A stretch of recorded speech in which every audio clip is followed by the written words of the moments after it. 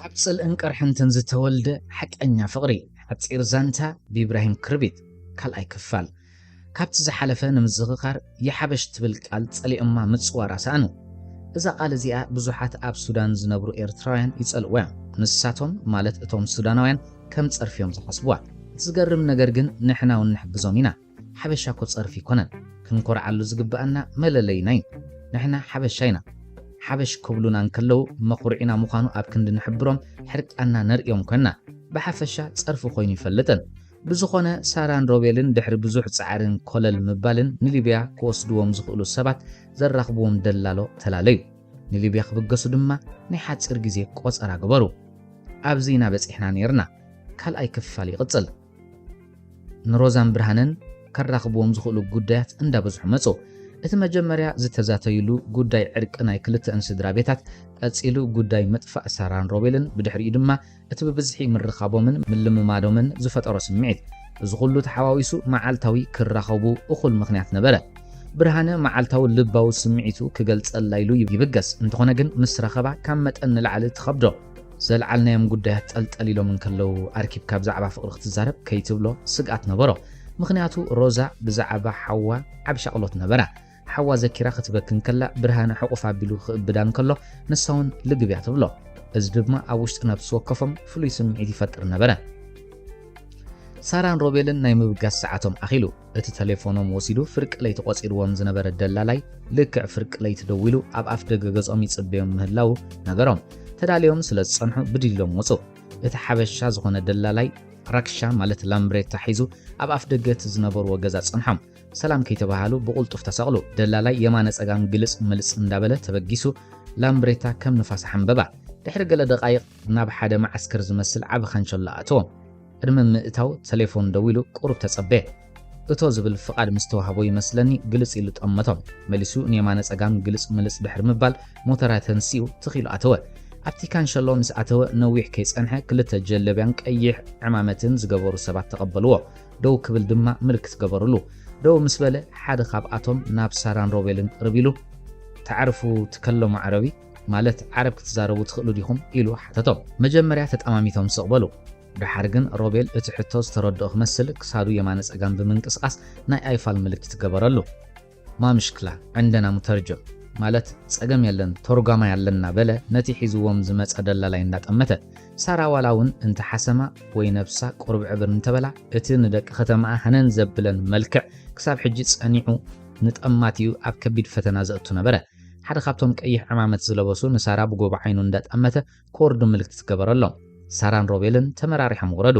ናብ ሓደ ልዕሊ 60 መንእስያት ዝነበርዎ ገፊሕ ገዛ ኣተውዎም እቲ በዓል ላምብሬታ ዝኾነ ደላላይ ስርሑ ዝወደእ እዩ ዝመስል ምኽንያቱ ንዖም ሰረከበ ካብቲ ቦታ ቀልጢፉ ተሰወረ ነቶም ክልተ ቀይሕ ዕማመት ዝገበሩ ራሻይዳ ሓደ ጸሊም ጉልበት ሓበሻ ተጸምበሮም ሓደ ካብቶም ራሻይዳ ኣስምዑ ኩልኩም ብምባል ዝጀመሮ ዘረባ ሰማዕ ዘይብሉ ንገለ ደቃይቕ ለፍለፈ እቲ ድሒሩ ዝተጸምበሮም ጸሊም ጉልበት መንእሰይ ተርጓምናቶም ሕራይ ብምሉእኩም ጽኒልኩም ስምዑኒ እቶም ገንዘብ ካሽ ከፊልኩም ዘለኹም ቀዳምነት ንዓኹም ይኽወሃበኩም እቶም ቤተሰብኩም ዝኽፈለልኩም ድማ ቴሌፎን ክወሃበኩም ቤተሰብኩም ነጊርኩም ብቁልጡፍ ክትከፍሉ ነተሓሳስብ እቶም ቴሌፎን ተዋሂብኩም ደዊልኩም ክሳብ ሕጂ ገንዘብኩም ዘይመጸግን ናይ መወዳእታ ዕድል ክሳብ ጽባሕ ክወሃበኩም ዳግማይ ክድውሉ ድማ ናይ መወዳእታ ሓደ ዕድል ኣለኩም ካብ ጽባሕ ንድሓር ግን ዓይኑ ፍጢቱ ክሳዱ እንዳነቕነቐ ብምልክት ሕቶ ዘረቡ ዛዘመ እቲ ራሻይዳ ኣስዒቡ يعني حسابه بملكت كمثل معرم الحسو أداو أوزا ترجم أسعبو نفس وكفكم زبقسلو ساعات فلوت أيكونن سلازي كل ساعة تدالينا هنسأن حلنا بلا نسون نتاقت أمثل جمرة صبغت عمبابا تمثل ساران دات أمتا بجاكا ساراون بزحات والد نيرانين مساخين كدنقص أخا قص أن تدوينو بمادا خلت حبر خوينو ترئيتن كبد خيز بالعكا እቶም ኣብ ተገፊሕ ገዛ ዝጸንሕዎም ኣሳት ሱሳ ዝኾኑ ኣዋልድና ወዳትን ብዙሕ ከርተት ዝበሉ እዮም ዝመስሉ ክዳውንቶም ረሲሑን ኣሪጉን ገሊኦም ኣብ ኣካላቶም ናይ ማህረምቲ በሰላ ነበሮ ከቢድ ሕሰምን ጭንቀትን ከም ዘሕለፉ ኣብ ገጾምን እቲ ብዕብራን ዝተሰነፈ ኣካላቶምን ይንበብ ነበረ ሕልምታቶም ከም ትክበኒኑ ካብዛ ዘለውዋ መዋጽኦ ይጽበዩ ከም ዘለው ካብቲ ተስፋ ምቑራጽ ዝንበቡ ኣጠማምቶም ትርዶ ሳራን ሮቤልን ፍርሕ ተሰምዖም ኣብ ሓደ ኹርናዕ ናይ ትገፊሕ ገዛ ጭብጥ ኢሎም ኮፍ በሉ أنت رب حوي يفرح الله بلد سارة أعريا نابو تصقع عند بلد ኣጆ ኸሳሪ ንኣምላኽ ኣሚንና ኢና ተበጊስና ሕጂውን ፍቓዱ ይኸውን በላ ሮቤል ብየማናይ ኢዱ ሕቑኣ እንዳደረዘ ሳራን ሮቤልን ቁሩብ ዝተጣዕሱ ይመስሉ ብርግጽካ ውሳነ ኣብ ምውሳድ ታዊኾም ሕልሞም ኣብ ሃገሮም ክነብሩ እዩ ነይሩ ካብ ኤርትራ ከይወፁ ንግዚኡ ካብ ዒንቲ ስድራ ቤቶም ተኸዊሎም ክጸንሑ ኢሎም ዝፈለምዎ ጉዕዞ እንዳተመጠጠ መወዳእታ ምስ ሰኣንሉ ናይ ፍርሕን ተስፋ ምቑራጽን ስምዒት ይፈታተኖም ኣሎ ብርሃነ እቲ ሳራ ሓፍቱ ዝገደፈትሉ ባዶነት ብኸፊል ሮዛ መላእትሎ ሮዛ እውን ድሕሪ ሓዋ ንብርሃነ እንተዘይትረክብ ምተጸለለት ዝኾነ ሮዛን ብርሃነን ዳርጋ መዓልታውን እንዳተራኸቡ ክዕልሉ ክዘናግዑ ካብ ዝጅምሩ ውሕዳ ይገበሩን ነፍሲ ወከፎም እቲ ኣብ ውሽጢ ካልኣዩ ከም ሮማድ ዘስፋሕፍሕ ዘሎ ፍቕራዊ ስምዒት ክፈልጦ ዘሸግራ ይነበረን ግን እንታይ ይግበር ሓሳቦም ከይሰምር ፍቕሮም ኣብ መርዓን ድራዓን ከይበጽሕ ዛንታ ሳራን ሮቤልን እኹል ኣብነትን መርትዑን ነበረ እምበር ክልቲኦም ከም ተፋቐሩስ ተፍቅረኒ ዲኻ ዝብል ሕቶ ዘድልዮ ይነበረን ብርሃነ ከም ወዲ ተባዕታይ መጠን ንሱ እዩ ገለ ክገብር ዝነበሮ ስኢልካ ካብ ምጓዓዝ ይኹን ናይ ልቡ ክገልጸላ ወሰነ ሓደ መዓልቲ ዝወለደት ውለድ ኢሉ ሮዛ እቲ ኣብ መንጎ ስድራ ቤታትና ዘሎ ከቢድ ጸገም ይርዳእኒ ኣፍቂረክ እንተይለክ ምናልባት ንዑ ዝረሳዕኹ ይመስለኪ ኣነ ውሽጠይ ፍቕሪ ክመሊኡ ናተይ ክትኮን ብሂገ ባህገይ ክሰምር ዘሎ ተኽእሎ ጸቢብ ምዃኑ ይርዳእኒ ኣብ መወዳእታ ግን ፍቕሪ ከም ዝስዕር ዝኣምን በላ ብርሃነ ቁርብ ሕፍረት ተሰሚዕዎ ኣካላቱ እንዳንፈጥፈጠ ብርሂነይ ብሓቂ ትጽላእ ሰብ ኣይኮንካን ካብቶም ብዝተፈላለየ ምኽንያት ክቐርቡን ዝፈተኑ ብዙሓት መንእስያት ፍሉይነት ረኺበልካ ኣበይ እሞ እንተዝኾነለይ ኣነ እውን ፈትየካየ ብርሂነይ እመነኒ ካባኻ ፍልይ እንተኢለ ብኣኻ ክሓስብ እየ ዝውዕልን ዝዓድርን ብልበይ ፈትየካ ካብቲ ንስኻ ትብህገንን ላዕሊ እየ ዝብህገካ ግን እንታይ ይግበር ብርሂን ስድራኻ ሓያላት እዮም ስድራይ እውን ከምኡ ሕጂ ንሕና ሓቢርና እቲ ኣብ መንጎ ስድራ ቤታትና ዘሎ ጸገም ክንፈትሕ ከይተሓለልና ንጻዕር እሞ ዝተረፈ ቀሲልና ንሪኦ በለቶ ሮዛ ዓይኑ እንዳጠመተት ሳራን ሮቤልን ኣብቲ ዝኣተውዎ ገፊሕ ገዛ 9 መዓልቲ ቁፂሮም ፍርቅለይ ተኣቢሉ ዝኸውን ሓደ ራሻይዳ እቲ ዝትርጉመሎም ሓበሻን ማዕፁ ከፊቶም ላምፓዲና ብርሆም ራእይዎም ብጀካ ሳራን ሮቤልን ካልኦት ውሕዳትን መብዛሕትኦም ደቂሶም ነበሩ ማዕፆ ኳሕኳሕ ኣቢሎም ንኹሎም ኣበራበርዎም እቲ ሓበሻ ሕራይ እሞ ስሙስ ሰምዐ በዛ ሓደ ሸነኽ ይጸጋዕ በለ ናብቲ ሳራን ሮቤልን ዝነበርዎ ኹርናዕ ናይቲ ገዛ እንዳመልከተ ወረቐት ዘርጊሑ ኣስማት ናይ ሳራን ሮቤልን ዝርከቦም 12 ሰባት ጸውዐ ወረቐቱ ዓጺፉ ሰዓቡን ብምባል መሪሕዎም ንደገ ወፀ ማዕጾ ረጊጡ ድሕሪ ምዕጻው ኣኪብዎም ኣብ ቅድሚኦም ደው በለ ካብቲ ራሻይዳ ሓበሬታ ይጽበ ዝነበረ ክመስል ናብኡ ገጹ ጠሚቱ ቀባሕባሕ በለ እቲ ራሻይዳ ኣብ እዝኑ ደኒኑ ሕሹኽ በሎ ሕራይ እምበር ንስኻትኩም ሕጂ ክትብገሱ ኢኹም እዛ ትርእይዋ ዘለኹም መኪና ንዓኹም ተቐሪባላ በሎም ናብታ ሓመዳዊት ቶዮታ ዝዓይነታ መኪና እንዳመልከተ ኣስዒቡ እዚ ትርእይዎ ዘለኹም ቀዛፊ ይበሃል ምስ 3 ኣባላትና ኮይኑ ንሱ ይወስደኩም ንሱ ዝብለኩም ትገብሩ ክትሕርቁዎ የብልኩምን ብፍላይ ደቂ ኣንስትዮ ብምባል መልእኽቱ ርዱእ ዘይኮነ መጠንቀቕታ ሃቦም ናብቲ ብረት ዝዓጠቐ ቀይሕ ዱልዱል ሰብኣይ እንዳጠመተ ብፍላይ ደቂ ኣንስትዮ ሮቤል ነታ ምልእቲ ሓሳብ ብውሽጡ ደገማ ንሱ ዝብለኩም ትገብሩ ብፍላይ ደቂ ኣንስትዮ እንታይ ማለት እዩ ብውሽጡ ንውሽጡ ሓደተ ሮቤል ሃየበሉ በብሓደ ተሰቐሉ በሎም እቲ ንኣስታት 20 ደቓይቕ ዝኸውን ብትግርኛ ከህተፍትፍ ዝጸንሐ ተርጓሚ እታ መኪና ምስቲ ዘለውዎ መሬት ኣጸቢቓ ትመሳሰል እያ ብቕድሚት ሓደ ጋቢና ጥራሕ ዘለዋ እቲ ቀዛፊ ዝተባህለ ሓላፊ ምስ መራሕ መኪና ብቕድሚት ተሰቕለ እቶም ዝተረፉ ክልተ ድማ ብረት ዓጢቖም ኣብቲ ጽላል ዘይብሉ ዳሕረዋይ ሳንዱቕ መኪና ምስቶም 12 መንእስያት ተሰቕሉ ቅድሚ ምብጋሶም እቲ ቀይሕ ዕማመት ዝገበረ ራሻይዳ ምስቲ ኣብቲ ጋቢና ዝነበረ ጠርናፍ ናይቲ ጉዕዞ ብቋንቋ ዓረብ እንዳተዛረበ ቴሌፎኑ ደወለት ካብ ቀዛፊ ቁርብ ፍንትቲሉ ኣይዋ ነዓም እናበለ ብዓረብ ዘረብኡ ቀጸለ ካብቲ ንብረት ሓደ ደርዘን ይሰደልካ ኣለኹ ዝትርጎም ድማ ነበረ ብዝተኻለ መጠን ድምፁ ከትሕቲ ይጽዕር ነይሩ ንገለ ኻልኢታት ብቴሌፎን ክዛረብ ድሕሪ ምጽናሕ ናብ ዓድናን ማለት ቀዛፊ ገጹ ብምግባር ብወተሃደራዊ ሰላምታ ዝመስል ናይ ተበገስ ምልክት ገበረሉ ዳርጋ ፍርቂ ለይቲ ነይሩ መራሕ መኪና ግን መብራህቲ ከይወልዕ ተበጊሱ ሳራን ሮቤልን ምስቶም 10 ሰባት ተጸቃቂጦም ተበገሱ በሉ ብሰላም እተው ጻዕዳ ይጽናሕኩም ዞም ደቀ ኢሉ መሪቑ ዘፋኑ ዘይብሎም ጉዕዞኦም ብተስፋን ፍርሕን ዝተፈራረቆ ስምዒት ፈለምዎ ካብ ኤርትራን ሱዳን ክብገሱን ከለው ንሶምን ኣስጋሪኦምን ጥራሕ ተወሳኺ ሰብ ዘይብሎም እዮም ተበጊሶም ሽዑብ ጀካ ገንዘብ ካልእ ዕላማ ዘይብሉ ሰብ ይወሲድዎም እንተ ናይ ሕጂ ጉዕዞኦም ግን ሓደገኛ ምዃኑ ከም ዘይተርፍ ክግምትዎ ይተጸገሙን ስማዕ ብርሃነ ወደይ ኩሉ ምንቅስቓሳትካ ደስ ኣይበለንን እዛ ምስኣ ኣብ ፈቆዶ ቦታታት ትርአ ዘለኻ ጓል ትፈልጣዶ ሓተቶ ኣቶ ገብረ መድህን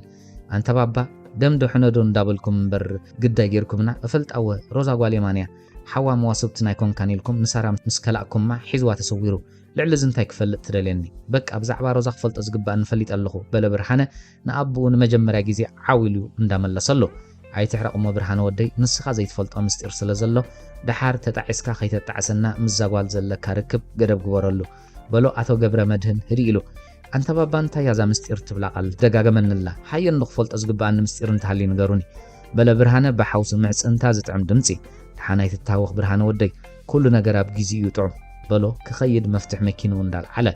ሳራን ሮቤልን ሒዛ ዝተበገሰት መኪና ርሑቕ ከይከደት ኣብ መንገዲ ሓደጋ ኣጋጢምዋ በለ ዕጡቓት ኣብ መንገዲ ተሓቢኦም ፀኒሖም ጽዑቕ ተኽሲ ኸፈቱላ መራሒ መኪና ደው ምስ በለ እግሪ ያውፅኒ ኾነ እቶም ኣብ ዝባነታ መኪና ዝነበሩ ኣንፈት ተኽሲ ከይፈለጡ ብእግሪ ያውፅኒ ናብ ኩሉ ማእዝናት ፋሕበሉ እቲ ተኽሲ ጽዑቕ እኳ እንተነበረ ንዖም ዝዓለመ ይመስልን ክልተ ካብቶም ዕጡቓት ደድሕሪት ዝሃደመ ኣውቲስታ ጎየዩ ክልተ ካልኦት ድማ ንቐዛፍን ካልኣዩን ሒዞም ኣብ ርእሶም ብጥይት ብምህራም ድፍ ኣበልዎም ቀዛፊ እታ መኪና ከውሉ ገይሩ ብዘይ ዕላማ ይትኩስ እኳ እንተነበረ እቶም ዕጡቓት ብድሕሪት መፂኦም ሒዞም ብዓረብ ገይሮም ኣታ መደናገሪ ኩሉ ግዜ ተምልጥ መሲልካ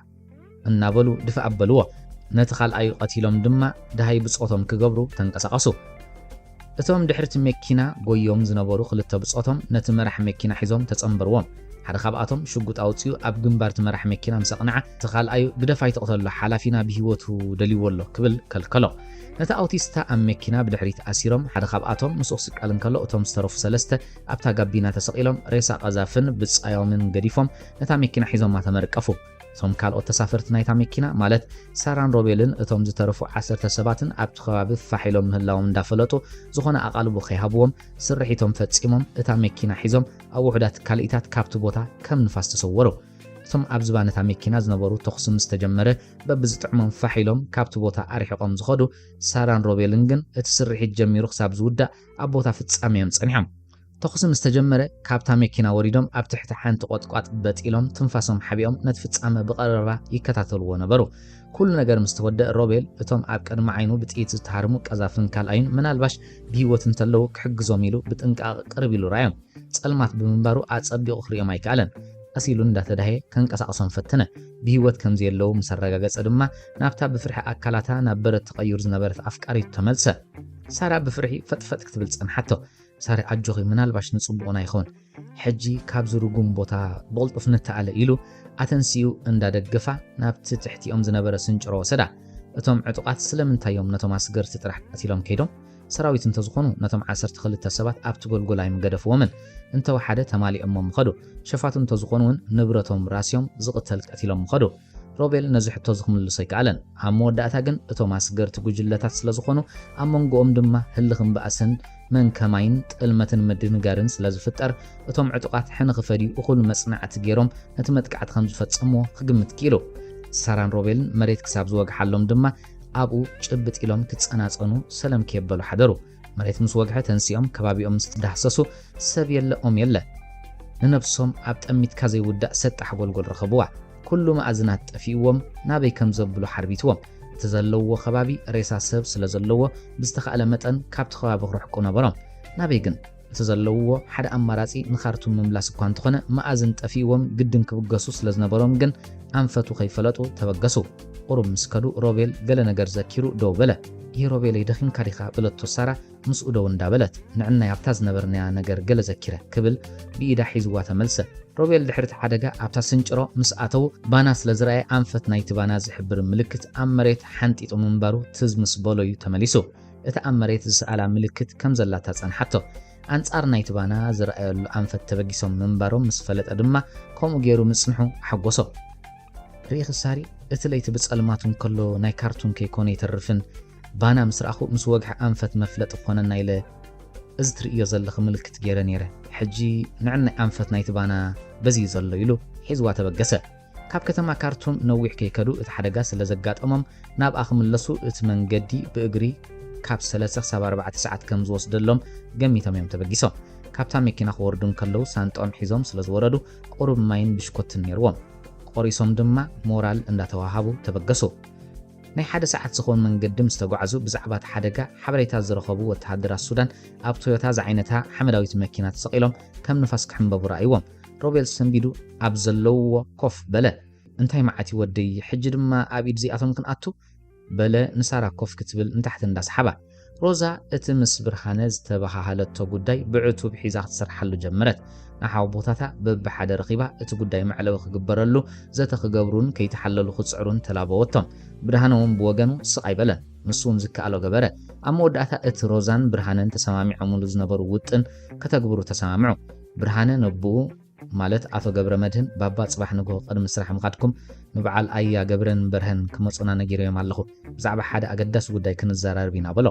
ሕራይ ናይ ደሓኒ ግበሮ ዝወደይ በሎ ኣቶ ገብረ መድህን ብዛዕባ ምንታይ ምዃኑ ክፈልጥ ብዙሕ ህንጥዩነት ከይርአየ እቶም መኪና ሰራዊት ጽዒና እንዳተወርወረት ክትመጽእ ዝራዩ ሳራን ሮቤልን ኣጸቢቓ ናብኦም ከይቀረበት ኣብ ማዕድዮም ስለ ዝረኣይዋ በጢሎም ተሓቢኦም ክሕልፍዋ ኸኣሉ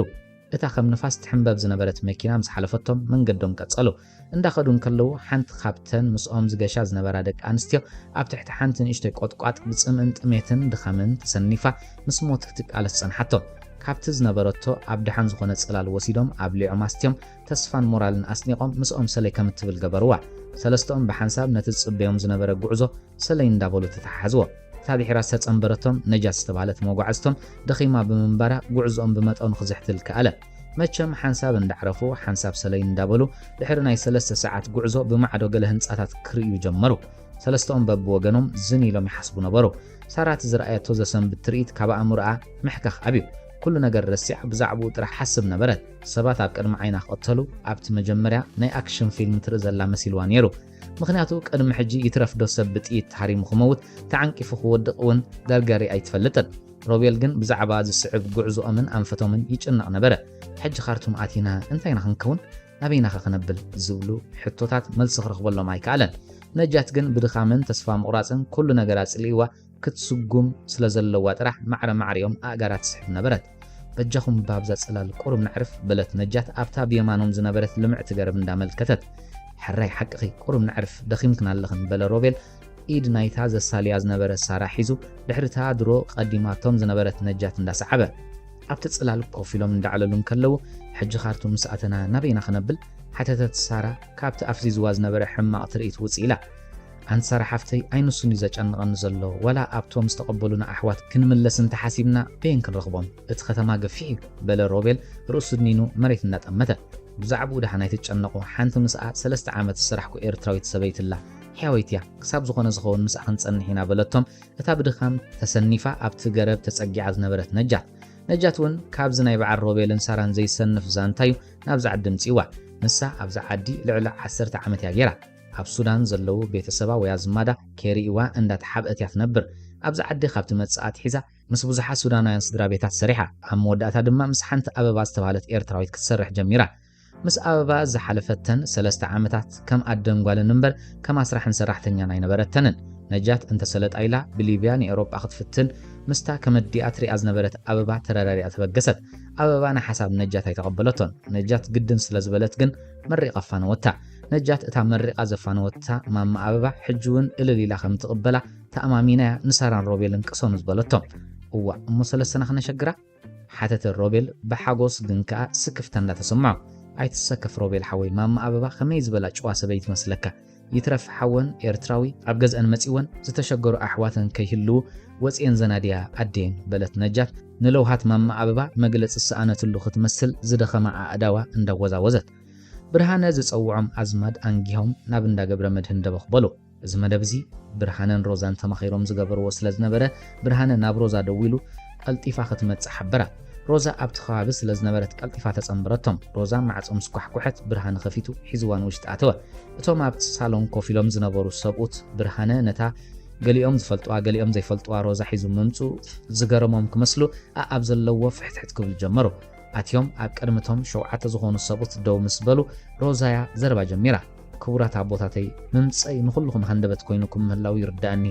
በጃኹም ዘረባይ ክሳብ ዝውድእ ጽን ኢልኩም ስምዑኒ ብሕፅር ዝበለ ኣነም ብርሃነን እዚ ኣብ መንጎ ስድራ ቤታትና ዘሎ ሽግር መዕለቢ ተገይሩሉ ብሰላማዊ መንገዲ ክፍታሕ ብዙሕ መኺርናን ተዘራሪብናን እዚ ሓሳብ እዚ ከነቕርብ ዘገደደና ድማ ስድራ ቤታትና ከይፋለሳ ወይ ሓድሽ ደም ከይፈስስ ዘይኮነስ ሓድሽ ምዕራፍ ተኸፊቱ ብሰላም ክንነብር ስለ ዝደለና ኢና ከም ውፅኢት ናይዚ ንሕና እቶም ንኣሽቱ ከይፈለጥናዮ ፀናሕና ጥጁእ ጽልእን ቅርሕንትን ድሮ ካብ ክልቲኡ ስድራ ቤታት ክልተ ሰብ ከሲርና ኣለና ሳራን ሮቤልን ክሳብ ሕጂ መዕለብ እዮም ኣይተፈልጠን ስለዚ እዚ ጉዳይ እዚ ብጀካ ክሳራ ዝህበና ረብሓ የብሉን ከም ዝተረዳእኒ ድማ እዚ ከጋጥም ዝኽኣለ ብሰንኪ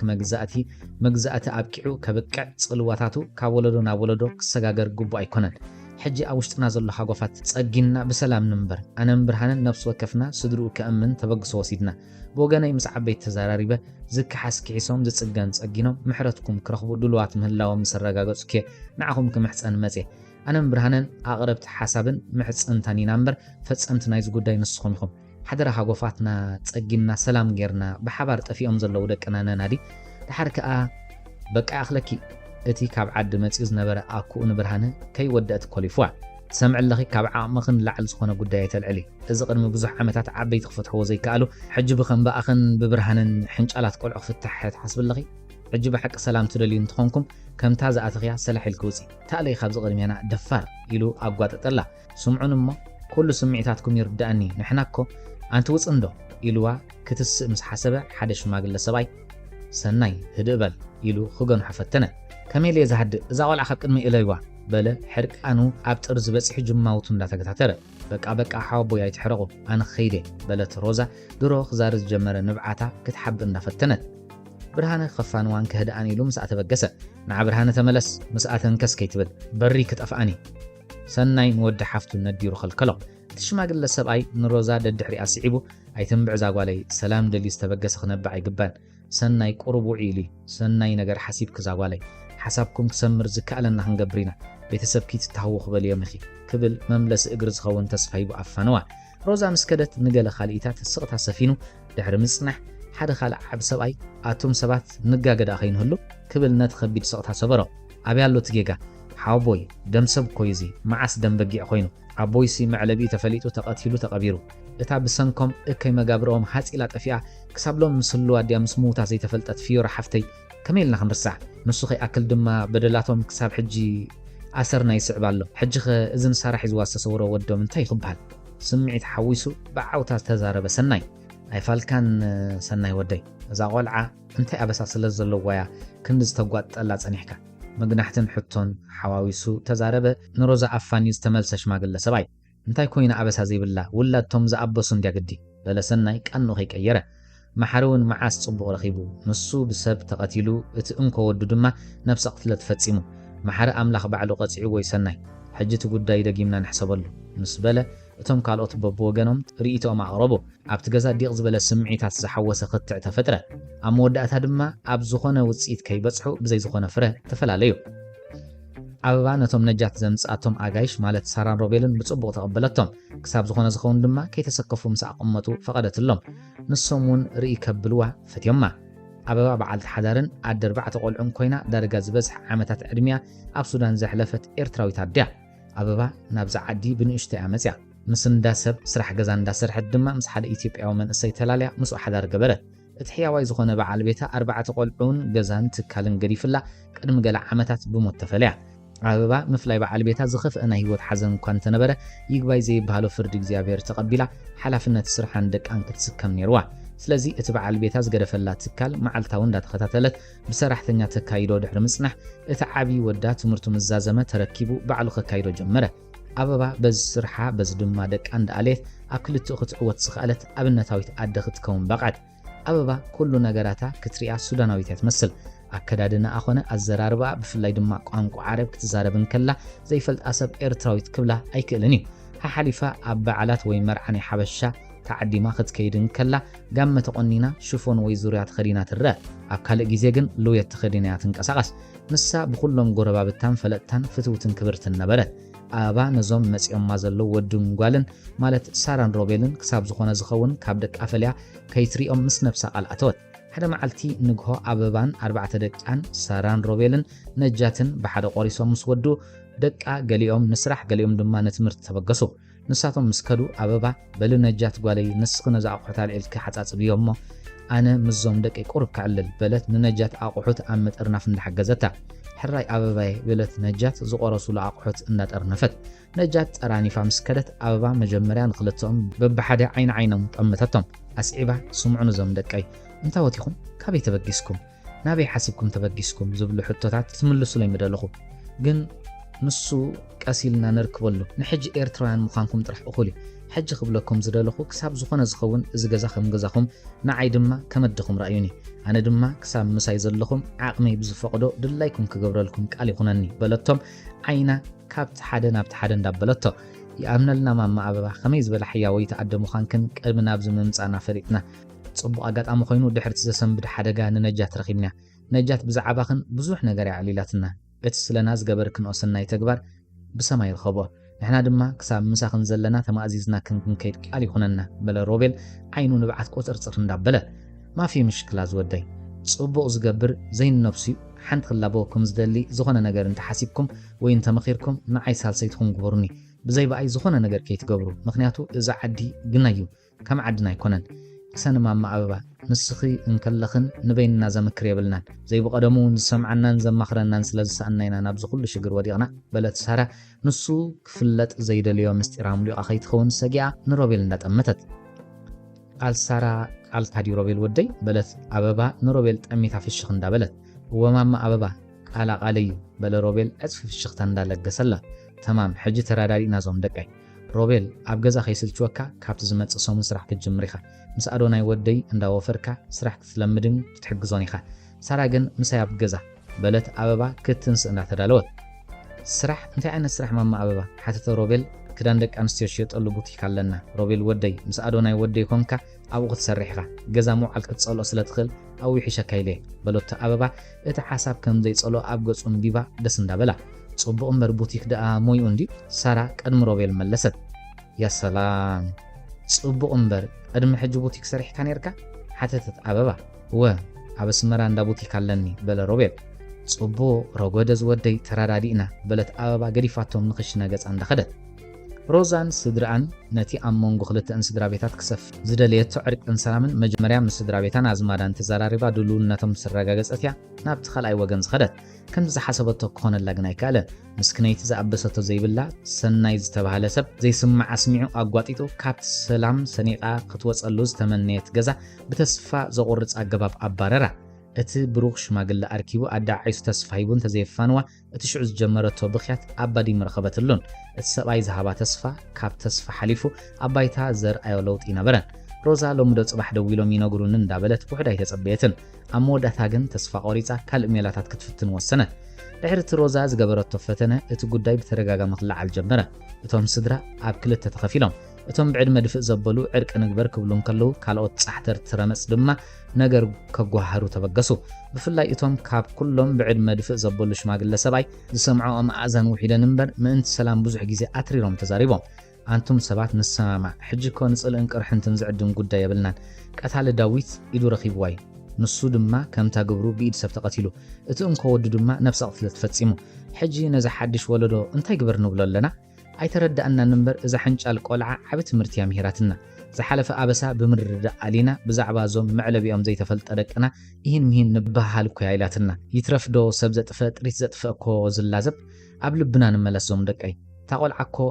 ዝክሓስ ክንክሕስ ዝፈሰሰ ክንሓፍስ ዝበልኩምና ክንከውን ድልዋት ኢና ጥራሕ እቲ ጉዳይ መዕረፍ ንግበረሉ ኢላትና ንሰላም ዝተዘርግሐት ኢድ ኣይንስበር በጃኹም እዚ ወድሓንኩም በሉ ኣእዳዎም ኣቐዲሞም ኮፍ እንዳበሉ ኣንቱም ሰባት ብሰንኪ ዝሓለፈ ዘይምለስ ጽልእን ፈኸራን እዛ ጓለይ ከይስእና ይፈርሕ ኣለኹ ካብታ ንሳ ዝጠፋእትላ መዓልቲ ሓንቲ ለይቲ እውን ትኹን ሰላም ኣቢለ ይፈልጥን ስለዚ በጃኹም ገለ ግበሩ በለት ለምለም ማለት ኣደ ሳራ ገለ ሓቃ ክብሉ ገለ ዘረባ ጽሊዎም ኣፎም ክጉዕጽጹ ሕጂ እውን ከይተረዳዱ ፋሕ በሉ ኣበባ እቲ ኣዶናይ ወዳን ሮቤልን ዘካይድዎ ዝነበሩ ስራሕ ክትርኢ ኸደት ኣዶናይን ሮቤልን ተሳንዮም ስራሕ ጽቡቕ ከካይድዎ ጸንሕዋ ሮቤል ኣብቲ ትካል ገለ ምቅያር ብምግባሩ ዝያዳ ከም ዝጽቡቕ ገበሮ ከምኡውን ሓደስቲ ሓሳባት እንዳቕረበ ነቲ ትካል ብዙሕ ለውጢ ገበረሉ ንኣብነት እቲ ናይ ደቂ ኣንስትዮ ጥራሕ ዝሸይጥ ዝነበረ ቡቲክ ክዳንን መጻወቲ ህፃናትን ወሲኹ ነቲ ስራሕ ከስፍሖ ኺኢሉ ሮቤል ኣብቲ ቡቲክ ዝገበሮ ለውጢ እቲ ናይ ነዊሕ ዓመታት ተመክሮ ኣጉሊሑ ዘርኢ ውሕልና ነበረ ኣበባ በቲ ኣብ ውሕዳት መዓልታት ሮቤል ዝገበሮ ለውጢ ተገሪማ ንሮቤል ንኢዳ ይጸገበቶን በሉ ሰዓት ምሳሕ ቀሪቢ እሞ ዕፀው ብሓደ ክንከይድ በለቶም ኣበባ ናይ ኢድ ቦርሳ እንዳልዓለት ንስኹም ኪዱ ኣነ ሓደ ሰብ ይጽበ ኣለኹ ምስ ወዲኤ ዓፂ ኸርክበኩም እየ በሎም ኣዶናይ ሰዓት እንዳራየት ሕራየት ዶንጊ ንዓናይ ሮቤል በለት ኣበባ ቀዲማቶ እንዳወፀት መዓ ሰላማ ኣዶናይ ላትተኸር በለ ሮቤል سحاق حويسو عيت سحاق صبوا اللخا كومي زبهال بولو أدوناي روبيل عرب من تخلامد بعرب طرح كزارب تسامعهم سلازنبورو مورال اندهبو أبا روبيل مسعبا سلال زرقيحة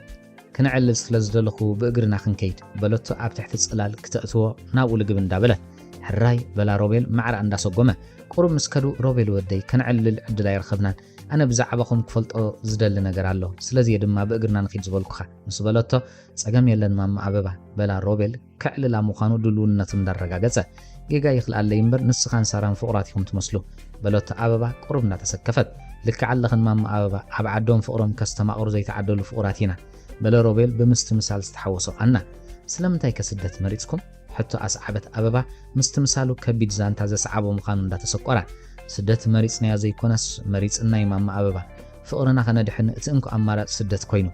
ناي نابرات أجمع يكونن نابز كله خرت تابسيحنا كلتنا صبق من نبابرو قريفنا ينا مسينا بلا روبيل اتعاب عين وريغريغ زبل زنبر النبعات كحاب ألا جزء تقويو نس أجام دات أمته هو انت هيدي تشجر روبيل ودي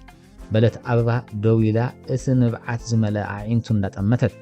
اتزانتا نويحي مام أبابا جزام ساعتنا خوفي لنخا اللكنه بلا روبيل من قدوم كأتصلو بمنكوبا حيزوان دات بقسة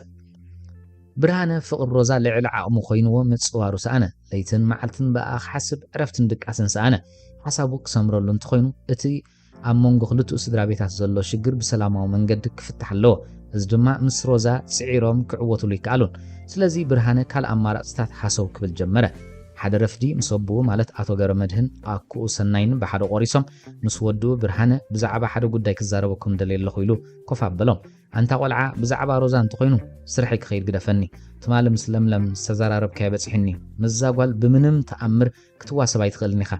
ولا تمونغونا زلو شجر انت تفتحيو نسخان نسان كام موصوبو زخلك لكم عبو قد يالو بلو آتو قبر مدهن قطعيلو وأنتم سبات نعبان قرون بجخم زرب أمن جمر الوان قالهم بقوبا عينون دات أمتني مستيري اللو يزارب قالهم دمام سروزاخت واسبا يتغلني خايب لني دحان اتابع على سارة حفتيز وصدوا أمارات استفقان خيمس لكم إلو قديفوهم واتس برهانة أبو اتنبس أطلت زفت سنة أب فيوري وداويت بعمس زولده حيلة ود محار مخانو أيفلت انت راح زي كونس فيورز تبعلت عد خمزلاتون أيفلتني نصو أدو اتا لم تبعلت حتنو أبو دما أتو قبر مدهن مالت سبعي حتنو مخانو ميزفلت سلازي قلقي قبره اتحقق فلت جيزي إذا أخلي يمثل روزا قوال حوابويا نصو أكال نايت اللبتات كلتو سدرابتات زق حارة زانتا مخانو مسفلته نص روزا خواسب كم زي كل كردوي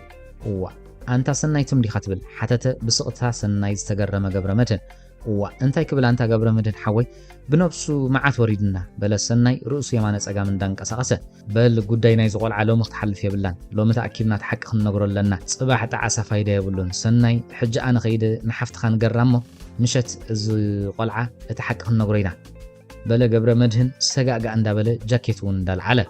أبا زان تساران روبيلن مسمعت درجة ناب حزن تنيا تغيره كنتاتا ولا نساران روبيلن قريمو أب قداي نايكالوت كنز زقدسن زشاقلن سب ريو من سميع من هيفلطون أبا حلف كلهم كدم حجي زفلط وم سبات لوهن تدانا قاسيتن كوينا رخبوا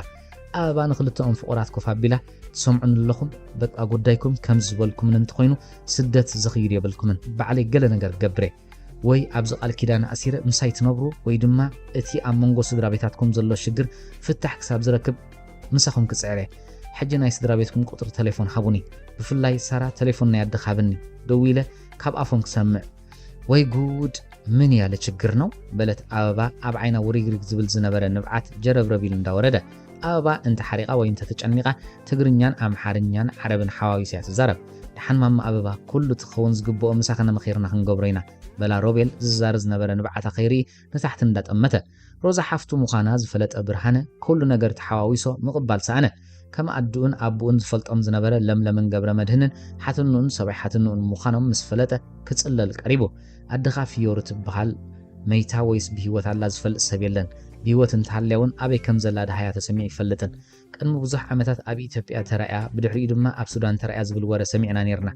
إذن ورا خوين تريفو زبل الزربا من السمعة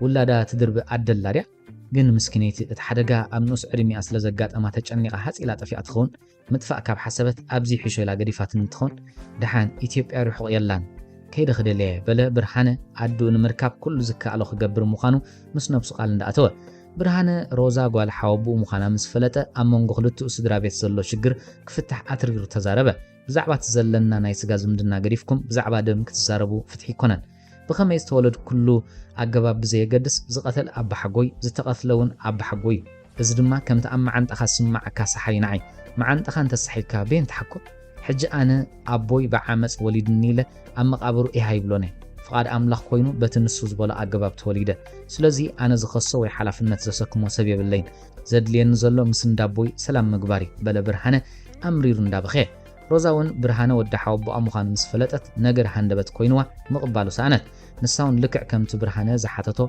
حتى يحديتا مس برهانه احوات بمخاننا لعل تسالي حونت كتقدم تجباكم بمبال انصرصرت سب عرق دو سلام اندابله لملم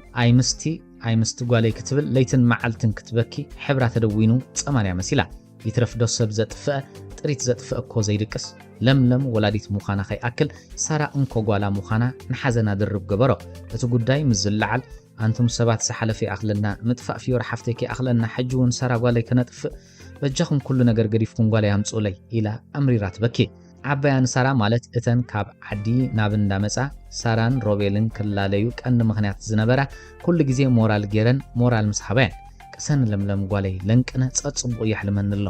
ሳራ ዳይ ፊዮር ጓላይ ጌራ በሰላም ክትመለስያ ፊዮር ጓላይ ተደጋጋሚ በሕልም ትረአያንላ በመባል ተስፋ ሰኒቀን ተስፋ ከስንቃ ህርድግ ምስበላን ሳራን ሮቤልን ኩነታት አበባ ገሪሞም ሰርቦም ብዛዕባ ጥራሕ ኮነ ዛንቶም ካብ ትሰምዕ ኩሉ ኩነታት ተቀይሮ ኩነታታ ገለ ምስጢር ዘለዎ ይዝመስል ሓዘንን ብኽያትን ኣብዚሓ ማማ አበባ ምዝናትና ዛንታ ዘተኣሳስር ምስጢር ዘለከን ትመስላ ኩነታት ክን ጽቡቕ የለን በላ ሮቤል ዝዛርዝ ነበረ ንብዓታ እንዳጠመተ ወዝ ወደይ አነ ነዊሕ ዓመታት ዝገበረ መመሊሱ ዝንካ ቁስል ጸይረ ዝነብር ዘለኹ ሰበ አንውን ከማኹም የዞም ደቀይ ሓንሳብ ዘሰንብድ ሽግር ምስ ገጠመኒ ከም ዝናትኩም ሓጺለን ድሕሪት ቆሊሕ ዘይበልኩ ሰበ ሎሚ ዶ ጽባሕ ክምለስ እንዳበልኩ ድማ እናለኹ ኣብ ዓዲ ጓና ሱር ተኺለ ሕጂ ግን ሽግርና ብሓደ ዝውዳእ ኮይኑ ይስማዓኒ ኣሎ ንስኹም እውን ከማይ ከይትኾኑ ዞም ደቀይ በለት አበባ እንዳነብዐት ሃየባ ማማ አበባ ዛንተ ኸናዓላና በለ ሮቤል ጸጋማይ ኢዱ ሰዲዱ ንብዓታ እንዳደረዘ ደሓናይ ትታወኽ ሮቤል ወደይ ጽባሕ ምእንቲ ርእሱ ሰንበት እንዲ ንግሆ ቤተ ክርስቲያን ኬድና ምስተመለስና ሳራ ቡን ከተፍልሓልንያ ሽዑ ረጊእ ኸእለኩም በለት አበባ በአደረ ንብዓታ እንዳደረዘት ለምለም ሸበድበድ እንዳበለት ነቶም አገደስትን ጸለውትን ኢላ ተኣምነሎም አዝማዳ ርሑቕ ዝነበሩ ቴሌፎን ቀረባ ዝነበሩ በአካር ረኺባ አከበቶም ዝተኣከቡ አዝማድ ለምለም እንታይ ተረኺቡ እንታይ ሓድሻሎ ዲ ክባሃሉ ሓታትን በር መላስ ኣብ ዘይብሉ ህሞት ለምለምን ኣዳ እንደበኽ በላ በሉ ስድራና ነዚ ሕጂ ዝብለኩም ጽኒልኩም በአቃልቦ ስምዑኒ ትማል ሳራ ጓለይ ደዊላ ሳራን ሮቤልን ሱዳን እዮም ዘለው ኣብዘን ዝስዕባ ሰለስተ መዓልታት እቲ ኣመንጎናን ኣመንጎ እንዳ ሮቤልን ዘሎ ሽግር ተላዚብኩም ክትፈትሕዎን ትኽኢልኩም ንዓዲ ክንምለስ ኢና እንተዘይኮይኑ ግን ንሊብያ ተበጊሰለኹ ድሕሪ ሰለስተ መዓልቲ ክድውለልኪ እንታይ ከም ዝገበርኩም ናብ ካልኦት ሰባት ደው ኢለ ከረጋግጽ እቲ ሽግር ብሰላም ተፈቲሕኩምሞ ሓደ ዓቢ ብስራት ሒዘልክ ክመጽእ እንተዘይኮይኑ ግን ደጊምክ ኣይክትርኢነኒ ኢኺ ኢላ መልሰይ ከይተጸበየት ቴሌፎን ኣብ እዝኒ ዓጽያትኒ ስለዚ ቀድሚ ሕጂ ዘጥፋእና ይኣኽለና በጃኹም ጓለይ ድምጻ ሰሚዐ ይኸይስእና እቲ ትብሎ ዘላ ብስራት እውን ብሓባር ንርአዮ ካብዝን ላዕሊ ዝብሎ የብለይን ሕጂ ናብ ሮዛ ደው ኢለ እቶም ስድራ ከም ዝመጹ ግበርዮም ክብለይ በቃይ ኣክል ቅርሕንቲ ሒዝናዮ ዘለና ኸነጥፍእ እምበር ዝኸደይ ክመልሰልናኒ ጽባሕ ንጎ ከምዛ ሕጂ ተኣኪብኩም ማ ዘለኹም ተኣኪብኩም ተቐበልዎም ጉዳይ ድማ መዕረፍ ግበሩሉ እዚ ወደሓንኩም ብምባል መልሲ ከይተጸበየት ኣዲኣ ሒዛ በታ ዝመጸታ ተመልሰት ክልተን ስድራ ቤታት ተኣኪበን ተዛትየን ጉዳየን ብዕርቅን ሰላምን ምስተፈትሐ ሳራን ሮቤልን እውን ድሕሪ ብዙሕ ከርተት ብሰላም ንዓዶም ተመልሶ ኣመጻጽኦም ግን ከም ኣካይዶኦም ኣይነበረን ክኸዱን ከለዉ ክልተኦም ጥራሕ ነበሩ ክምለሱን ከለዉ ግን ብኣበባ ተሰኒዮም እዮም ተመሊሶም አበባ ሓቀኛ ስማ ፊዮርያ ትበሃል ስማ እቲ ኣብ ሃገረ ሱዳን ዝተመርዓዋ ኢትዮጵያዊ በዓል ቤታዩ ናብ አበባ ቀይርዎ አበባ እታ ብንኡስ ዕድማ ብሃይለ ወዲ መሓረት ዓሚጻ ሓንሳብ ምስ ሰንበደት ንድሕሪት ግልጽ ዘይበለት ፊዮር ጓል ዳዊት እያ ፊዮር ድሕሪ ዝኹሉ ዓመታት ናብ ስድራ ቤታ ተጸንበረት እቲ ካብ ዝውለድ ኣብ ሳልሳይ መዓልቱ ዝገደፈቶ ብርሃነ ጎበዝ ኮይኑ ጸኒሕዋ ዝዓበየ ሻቕሎት አበባ ወዳ ከማዲኡ ክቕበላ እንታይ ኢላ ከተመኽንየሉ ከም እትኽእል ነበረ ብርሃነ ግን ዛንታ ኣሰሚዑ ሽግራ ተረዲኡን ዝኾነ ምኽንያት ከይተጸበየ ማማየ ክብል ኣትሪሩ ሓቒፉ ሰዓማ ሓጎስ ናይ ክልተን ስድራ ቤታት ምዕቃን ተሳእኖ ዕርቂ ብስራት ፊዮሪ መርዓ ሳራን ሮቤልን እዚ ኩሉ ኣብ ሳልስ ዝተፈጥረ ሓጎስ ነበረ እቶም ፍቕሮም ከድሕኑ ከርተት ዝበሉ ሳራን ሮቤልን ፍቕሮም ዲሂኑ ኣብ ኣፍራስ ዘጋልብ ዳስ ዕሰለ ክብሉ ተራእዩ። ናይ ነዊሕ ዓመታት ጽልኢ ዝነበረን ስድራ ቤታት ደቆም ማለት ሳራን ሮቤልን ነቲ ብጽልኢ ከውሒ ተቐይሩ ዝነበረ ልብታቶም እተረስርስ ጽገረዳ ኮይኖም ነቲ ከውሒ ናብ ሸኻ ቀየርዎ። ጽልኢ ክልተአን ስድራ ቤታት ድማ ናብ ፍቕርን ዝምድናን ተለወጠ።